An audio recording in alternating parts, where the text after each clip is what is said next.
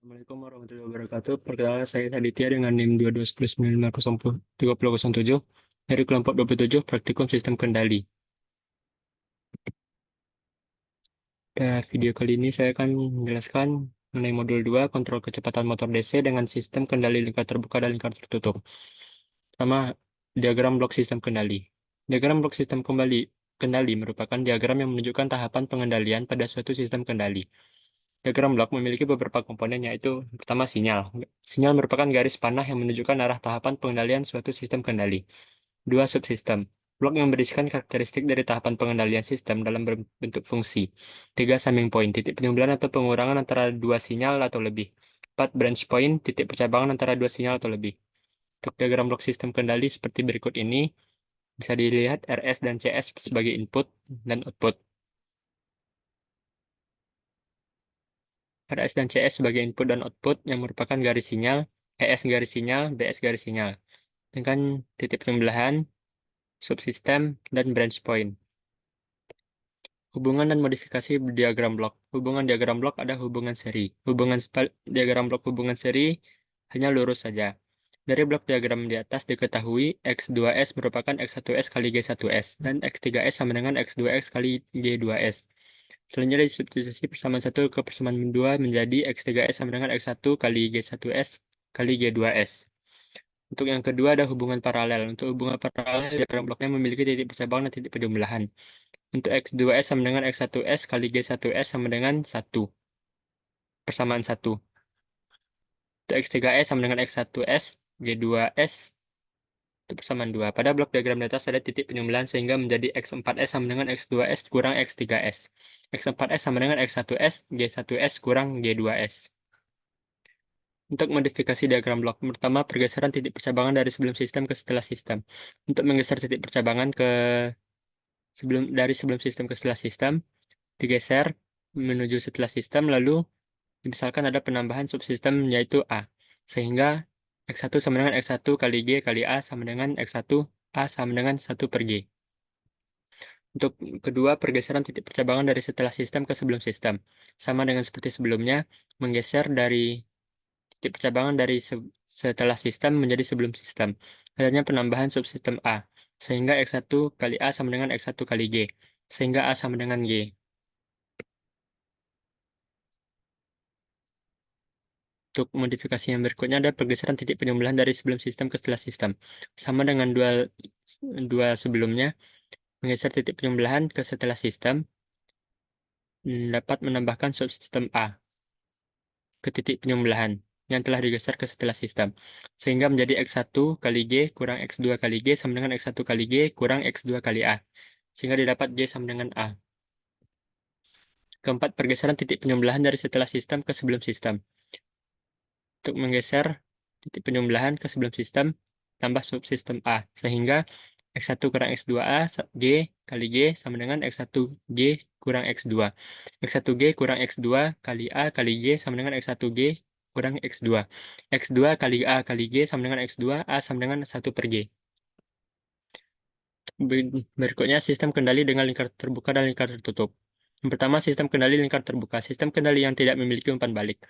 Bisa dilihat seperti di layar, hanya lurus saja, yang ada RS, GS, dan CS. Fungsi alihnya CS per RS sama dengan GS. Keluaran sistemnya CS sama dengan GS RS. Berikutnya sistem kendali lingkar tertutup. Itu sistem kendali yang memiliki umpan balik. Bisa dilihat seperti ini, dari CS menuju HS dan BS menuju titik penjumlahan. Itu merupakan umpan balik. Untuk fungsi alihnya, CS sama dengan ES kali GS sama dengan persamaan 1. ES sama dengan RS kurang BS. BS sama dengan CSHS. Selanjutnya, substitusi persamaan ketiga ke persamaan 2 menjadi ES sama dengan RS kurang CSHS. Substitusi persamaan 4 ke persamaan 1 menjadi CS sama dengan RS kurang CSHS kali GS.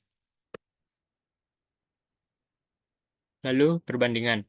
Untuk perbandingan dari sistem kendali dengan lingkar terbuka dan lingkar tertutup, sistem lingkar terbuka kurang stabil dan teliti. Sedangkan sistem lingkar tertutup lebih stabil dan teliti. Sistem lingkar terbuka lebih mudah dibuat, sistem lingkar tertutup lebih susah dibuat. Sistem lingkar terbuka tidak ada umpan balik, sistem lingkar tertutup terdapat umpan balik. Sistem lingkar terbuka murah dan sistem lingkar tertutup mahal. Masuk ke pengendali PID. Kontrol PID digunakan untuk memperbaiki performansi sistem melalui perbaikan respons sistem yang dihasilkan. Untuk pertama ada pengendali PID. Jenis kontrol ini menghasilkan output yang sebanding dengan nilai masukan input. Dalam domain waktu, persamaannya UT sama dengan KP kali ET. Dalam domain Laplace, US per ES sama dengan KP. Untuk karakteristiknya, jika KPD berkecil, maka respons sistem semakin lambat dan rise time akan semakin lama. Jika KPD berbesar, maka respons sistem akan semakin cepat mendekati steady state, dan rise time akan meningkat. Jika KP terlalu besar, respons sistem tidak ada atau tidak stabil atau ada overshoot. Nilai KP dapat diatur sehingga mengurangi steady state error. Berikutnya ada pengendali integral. Jenis kontrol ini menghasilkan output lebih besar atau lebih kecil ketika error input sama dengan 0. Persamaannya UT sama dengan KI integral 0 sampai T, T dt. Dalam domain Laplace, US per ES sama dengan KI per S. Untuk karakteristiknya, keluaran membutuhkan jeda sehingga memperlambat respon. Ketika sinyal ESS 0, output tetap akan bertahan pada nilai sebelumnya. Jika nilai sinyal ESS tidak 0, output akan menunjukkan kenaikan atau penurunan yang dipengaruhi oleh nilai ESS dan KI. Konstanta integral KI yang sangat besar mempercepat hilangnya error namun meningkatkan osilasi. Berikutnya ada pengendali derivatif, menghasilkan output yang merupakan diferensial dari input. Namun pengendali ini tidak dapat mengeluarkan output tanpa adanya perubahan input. Itu persamaannya UT per ET sama dengan KD DET per DT. Dalam domain Laplace, US per ES sama dengan KDS. Untuk karakteristiknya, pengendali derivatif tidak dapat menghasilkan output jika tidak ada perubahan input. Jika nilai error berubah terhadap waktu, output yang dihasilkan tergantung dari nilai KD dan laju perubahan error. Pengontrol diferensial mempunyai suatu karakter untuk mendahului, sehingga pengontrol ini dapat menghasilkan koreksi yang signifikan sebelum sistem mengalami error terlalu tinggi sehingga dapat meningkatkan stabilitas sistem. Dengan meningkatkan nilai KD, dapat meningkatkan stabilitas sistem dan mengurangi overshoot. 4. Pengendali proporsional integral. Jenis kontrol ini menghasilkan output yang merupakan diferensial dari input, namun pengendali tidak dapat mengeluarkan output tanpa adanya perubahan input. Untuk persamaannya UT sama dengan KP ET tambah KP per TI integral 0 sampai T E T dt. Dalam domain Laplace ditulis US per ES KP 1 tambah 1 per TIS sama dengan KP kali 1 tambah TIS per TIS. Untuk karakteristiknya adanya penambahan faktor integral pada pengendali, maka akan memperbaiki respons sistem. Tidak mengembalikan error pada nilai 0, namun menjaga nilai konstan sepanjang T. Responnya lebih lambat karena nilai error tidak dapat dihilangkan, nilai overshoot yang tinggi. 5. Pengendali proporsional derivatif. Jenis kontrol ini mengoptimalkan kerja dari pengendali proporsional. Untuk persamaannya UT sama dengan KP ET tambah KP kali TD DET per DT. Dalam domain Laplace dapat ditulis US per ES KP kali 1 tambah TDS. Untuk karakteristiknya, respons sistem sangat cepat, overshoot rendah, kerja dari differential controller saat nilai errornya berubah. Jenis pengendali proporsional integral derivatif. Jenis kontrol ini menggabungkan pengendali proporsional, integral, dan derivatif. Dari gambar di atas, didapat persamaan UT sama dengan KP kali ET tambah KP per TI integral 0 sampai T ET dt tambah KP kali TD DET per dt. Dalam domain Laplace dapat ditulis US per ES sama dengan KP kali 1 tambah TIS tambah TI TDS kuadrat per TIS.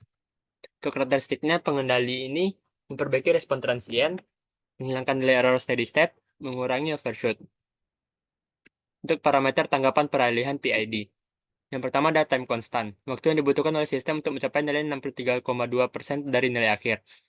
Yang kedua ada rise time atau TR, waktu yang dibutuhkan oleh sistem untuk mencapai nilai 0% sampai 100%, 10% sampai 90%, dan 5% sampai 95% dari nilai akhir. Ketiga, settling time atau TS, waktu yang dibutuhkan sistem untuk mencapai 5% atau 2% atau setengah persen dari di sekitar nilai akhir. 4. Delay time, waktu yang dibutuhkan oleh respon untuk mencapai setengah dari nilai akhir pertama kali. 5. Maksimum persen overshoot atau MP, nilai puncak maksimum dari respon sistem yang diukur dari nilai sistem saat kondisi steady state. Untuk mencarinya, persen MP sama dengan CTP kurang C tak hingga per C tak hingga kali 100%. Terakhir ada time peak, waktu yang dibutuhkan oleh respon sistem untuk mencapai puncak pertama dari overshoot. Terakhir ada metode penalaan tuning PID.